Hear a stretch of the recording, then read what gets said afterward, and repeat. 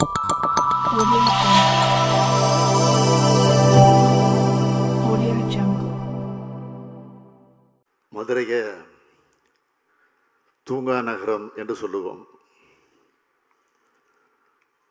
ஆனால் அந்த தூங்கா நகரம் இன்றைக்கு சிவப்பு மாநகரமாக மாறியிருக்கு.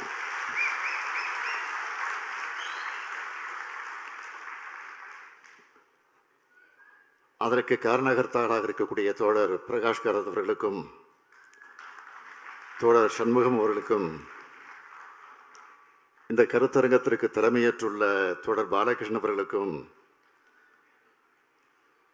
நம்முடைய நாடாளுமன்ற உறுப்பினர் தோழர் வெங்கடேசன் அவர்களுக்கும் என்னுடைய பாராட்டுக்கள், வாழ்த்துக்கள். எங்கும் சிவப்பு நிறைஞ்சிருக்கிறத பார்த்து முதல் ஆளா மகிழ்ச்சி அடைகிறேன்.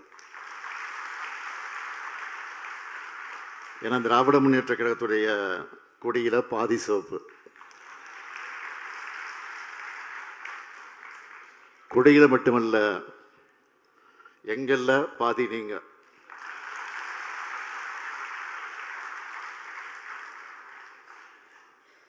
திராவிட இயக்கத்துக்கும் பொதுவுடைமை இயக்கத்துக்கும் இருப்பது கருத்தியல் நட்பு.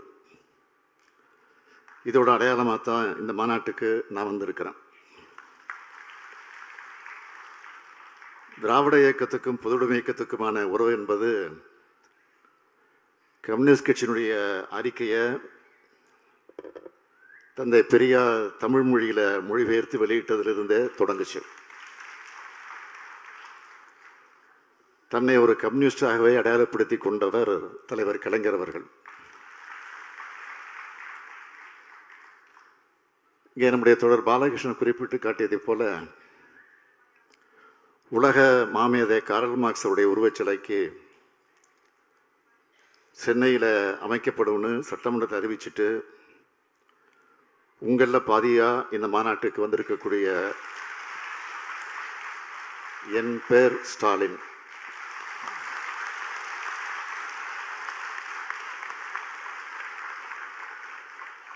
இந்த கொள்கை உறவோடு எல்லோரும் எல்லாம் எல்லோருக்கும் எல்லாம் என்ற சமத்துவ சமுதாயத்தை அமைக்கணும் என்ற லட்சியத்துக்காகத்தான் நாம் தேர்தல் கூட்டணி அமைக்கிறோம். மாற்றத்தை நோக்கியே நம்முடைய பாதையும் பயணமும் மிக நீண்டது. உடனே நிகழ மாற்றம் என்பது மேஜிக் அல்ல, அது ஒரு ப்ராசஸ். இந்த பயணத்தில் 2019ஆம் ஆண்டு முதல் நாம் இணைபிரியாமல் இருக்கிறோம். ஏன்னா நம்முடைய இலக்கு என்ன, நாம் யாரை எதிர்க்கணும், எதுக்காக எதிர்க்கணும், தீர்க்கமான முடிவோடு இயங்கிட்டு இருக்கிறோம். தமிழ்நாட்டில் உள்ள இந்த கூட்டணியில் விரிசல் ஏற்படாதா என்ற நப்பாசையோடு சில வெளிநபர்கள் தொடர்ந்து செயல்பட்டுக்கிட்டு இருக்கிறாங்க. அவங்களோட எண்ணம் நிச்சயம் ஈடேறாது. இங்க இருக்கக்கூடிய யாரும் அதுக்கு இடம் தர மாட்டோம்.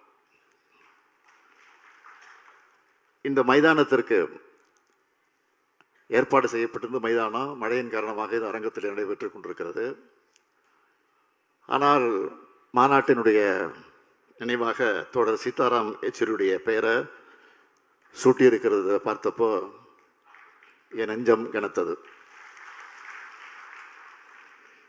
இந்தியாவோட தலை சிறந்த போராளிகளில் ஒருவர் அவர். நாமெல்லாம் பெருமதிப்பு வச்சிருந்த தோழர் யெச்சூரி அவர்கள், அவருடைய இழப்பு நமக்கு மட்டுமல்ல இந்தியாவுக்கே மிகப்பெரிய இழப்பு.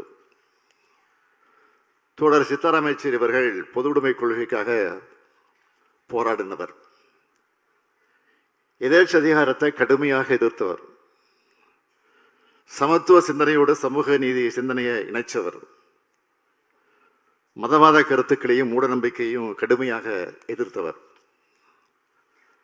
அவர் மறைஞ்சாலும் அவருடைய சிந்தனைகள் என்றைக்கும் நம்மை வழிநடத்தும் என்பதற்கு அடையாளமாகத்தான் இந்த மாநாட்டு எழுச்சியை நாம் பார்த்து கொண்டிருக்கிறோம். கூட்டாட்சி கோட்பாடே இந்தியாவுடைய வலிமைன்னு இன்னைக்கு நாட்டுக்கு தேவையான, நாடு முழுவதும் பேசப்பட வேண்டிய கருத்தை இந்த கருத்தரங்கத்துக்கு தலைப்பா வச்சிருக்காங்க. கூட்டாட்சி என்ற சொல்லே இன்னைக்கு ஒன்றிய ஆட்சியாளர்களுக்கு அலர்ஜியா இருக்கு. அலர்ஜியாவும் ஆயிடுச்சு. அது மாநில உரிமைகளுக்காக பேசுறது அவங்களுக்கு பிடிக்கல. ஒன்றியத்தை ஆளும் பாஜக அரசோடு எதிர்ச்சதைகிற தன்மையால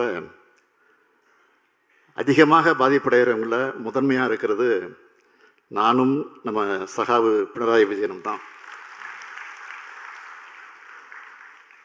அதனால இந்த கருத்தரங்களை நாங்கள் பேசுறதை நீங்க வாக்கு மூலமாகவே எடுத்துக்கலாம். அதைத்தான் முன்னாடி அவர் பேசிட்டு போயிருக்கிறாரு. அதை தொடர்ந்து நானும் பேச வந்திருக்கிறேன். பிரதர்னாரு, உண்மைதான். எனக்கு இவர் மூத்த சகோதரர்.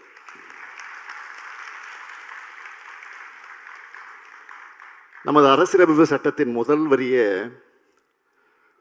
பல்வேறு மாநிலங்களால் ஆன ஒன்றியம்தான் இந்தியான்னு தெளிவா குறிப்பிடப்பட்டிருக்கு. அதனால்தான் ஒன்றிய அரசுன்னு சொல்றேன். சட்டத்தில் இல்லாததை நான் சொல்லலை, ஆனால் அதையே அவங்களால தாங்கிக்க முடியல. அதிகாரம் பரவலாக்கப்படணும் என்பதை அவங்க விரும்பலை என்பதோட வெளிப்பாடு தான் அவங்களுடைய கோபம். திராவிட முன்னேற்ற கழகத்தை பொறுத்த வரைக்கும் மாநில சுயாட்சி என்பது எங்களுடைய உயிர் கொள்கை. பேரறிஞர் அண்ணாவும் தலைவர் கலைஞரும் வலியுறுத்தின கொள்கை அது. பேரறிஞர் அண்ணாவோட உயிர்னு சொல்லப்படுகிற இறுதி கடிதத்திலேயே கூட்டாட்சி தத்துவத்தை மக்களுக்கு கற்றுத்தரணும்னு எழுதி வைத்திருக்கிறார். 1970 மாநிலத்தில் சுயாட்சி, மத்தியில் கூட்டாட்சி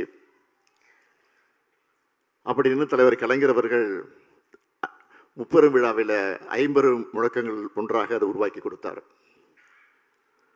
அது மட்டுமல்ல, தமிழ் சமுதாயத்தை காக்க, இந்தியாவில் உள்ள தேசிய இனங்களை காக்க, இந்தியாவில் உள்ள மாநிலங்களின் உரிமைகளை காக்க, இந்தியாவில் இருக்கிற மாநிலங்கள் சுயமரியாதையோடு வாழ அந்த தீர்மானம் ஒரு முன்னோடியாக விளங்கி கொண்டிருக்கிறது. அது மட்டுமல்ல, உறவுக்கு கை கொடுப்போம், உரிமைக்கு குரல் கொடுப்போம்னு 1974 சட்டமன்றத்தில் மாநில சுயாட்சி தீர்மானத்தை கொண்டு வந்தபோது முழங்கினார்.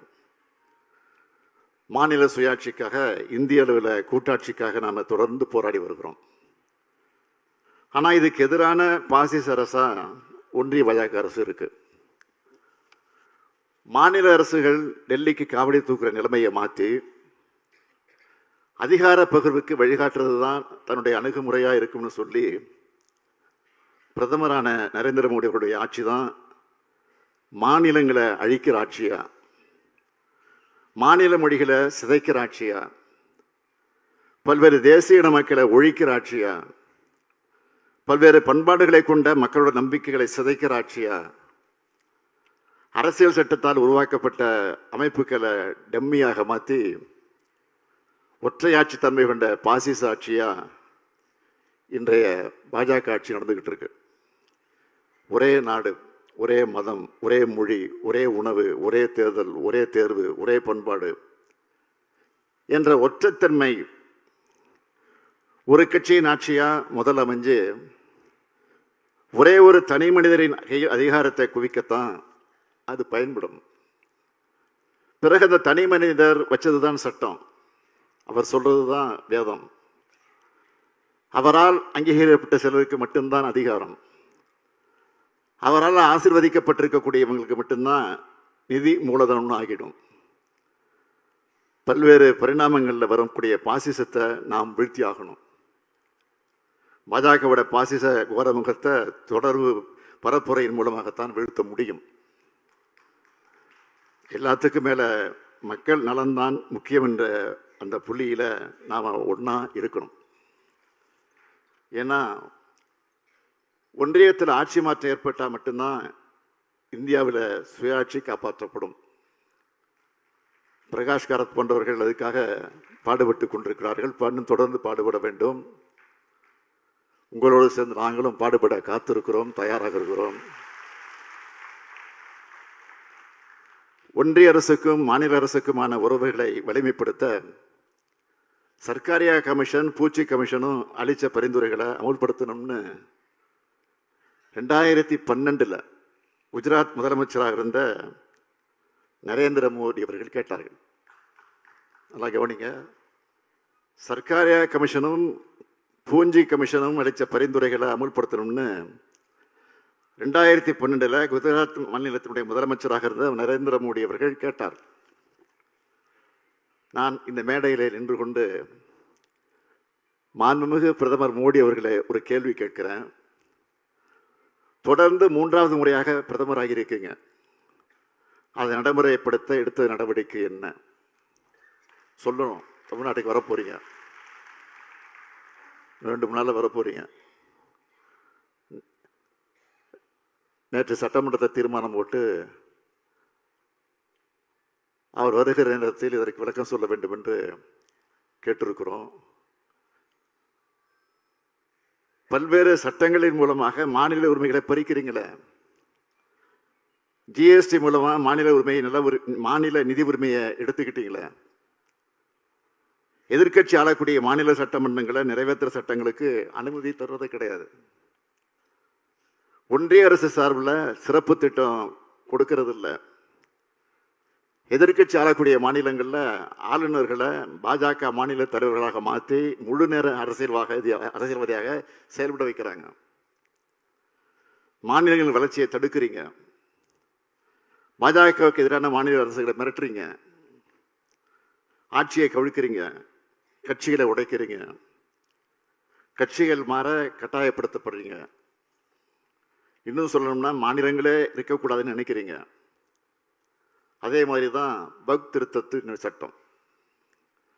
தமிழ்நாடு சட்டமன்றத்தில் அதுக்காக அதை எதிர்த்து நேற்றைக்கு நாடாளுமன்றத்தில் நிறைவேற்றப்பட்டிருக்கக்கூடிய அந்த தீர்மானத்தை எதிர்த்து நம்முடைய சட்டமன்றத்தில் தீர்மானத்தை நிறைவேற்றிட்டு தான் இந்த நிகழ்ச்சிக்கு நான் வந்திருக்கிறேன். நாடாளுமன்ற கூட்டுக்குழுவில் எங்களுடைய எதிர்ப்பை பதிவு செஞ்சோம். ஆனால் எதையும் கேட்காம இஸ்லாமியர்களை பாதிக்கிற இந்த சட்ட மசோதாவை நள்ளிரவு 2 மணிக்கு நிறைவேற்றியிருக்காங்க. நம்ம அரசமைப்பு சட்டத்தின் மீது தொடுக்கப்பட்ட தாக்குதல் இது. இந்த சட்டத்துக்கு எதிராக உச்ச நீதிமன்றத்திற்கு வழக்கு தொடுக்கப்படும் சட்டமன்றத்தில் அறிவிச்சு விட்டு தான் வந்திருக்கிறேன். அரசமைப்பு சட்டத்தின் அங்கமான கூட்டாட்சி தத்துவத்தை தொகுதி மறுசீரமைப்பு என்ற பெயரில் சிதைக்க நினைக்கிறது பாஜக அரசு. தமிழ்நாடு, கேரளா, கர்நாடகா உள்ளிட்ட பல்வேறு மாநிலங்கள் இதை கடுமையாக எதிர்க்கிறோம். இதுக்கு எதிராக ஒரு கூட்டு நடவடிக்கை குழுவை உருவாக்கி 4 முதல்வர்கள் உள்ளிட்ட பல்வேறு பிரதான கட்சிகளின் பிரதிநிதிகளை சந்தித்து ஆலோசனை நடத்தணும். ஏற்கனவே உள்ள நாடாளுமன்ற தொகுதி மறுவரைய மேலும் 25 ஆண்டு காலத்திற்கு நீடிக்கணும்னு தீர்மானத்தை நிறைவேற்றி இருக்கிறோம். ஆனால் இன்று வரை அதற்கு பிரதமர் மோடி அவர்கள் பதில் சொல்லலை. இப்படி அரசியல் சட்ட உரிமைகளை பறிக்கிற ஆட்சியை பாஜக நடத்திக்கிட்டு இருக்கு. இதுதான் பாசிசம். மாநில சுயாட்சி, கூட்டாட்சி, சமூக நீதி, மத நல்லிணக்கம் ஆகியவற்றுக்கு எதிரான, சுருக்கமாக சொல்லணும்னா மக்களுக்கு எதிரான பாஜக ஆட்சியோட முடிவில் தான் இந்தியாவில் கூட்டாட்சி மலரும். அதை உருவாக்க இந்தியா முழுவதும் இருக்கிற ஜனநாயக சக்திகளை திரட்டுவோம். இதுக்காகத்தான் திமுக குரல் கொடுக்குது. பொது உடைமை தோழர்களும் இதுக்காக குரல் கொடுக்கணும். இணைந்து போராடுவோம். பாசிசத்தை வீழ்த்துவோம். நன்றி, வணக்கம்.